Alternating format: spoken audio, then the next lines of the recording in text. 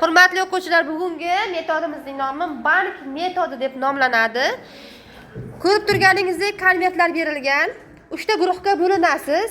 3 ta guruhdagi sardorlar chiqib bittadan konvertni tanlaysiz. Bunda bank nomlari berilgan va mana bu yerda ramziy pullar bor. Bular ramziy pullarning orqasida savollar yozilgan. O'sha savollarga to'g'ri javob bersangiz, u har bir guruh o'zining konvertiga o'sha pulni solib ketaveradi. Oxirida qaysi bankning jamg'arilgan puli ko'p bo'lsa, o'sha guruh g'olib bo'ladi. Tushunarlimi?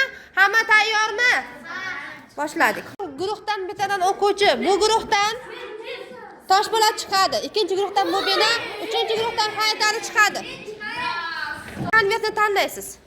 Oling. Qaysi bank? Asaka bank, Milliy bank, Agrobank. Har biringiz o'zingizga tegishli bo'lgan joyga konvertni qo'yib qo'yasiz. Qani, qo'ying.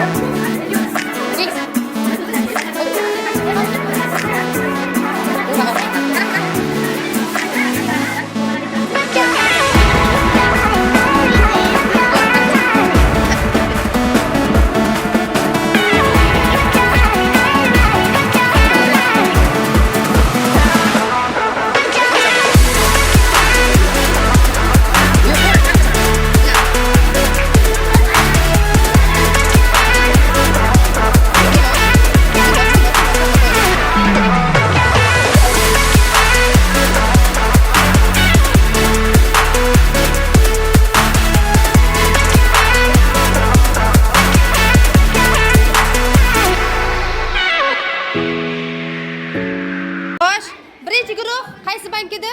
350 ming Asaka bank 350 ming. Xo'p. Milliy bank 585 mingmi? 585 ming. Agrobank 465 ming. Endi bildingizmi? Bilimning orqasidan ko'p pul topish mumkinmikan? Ha?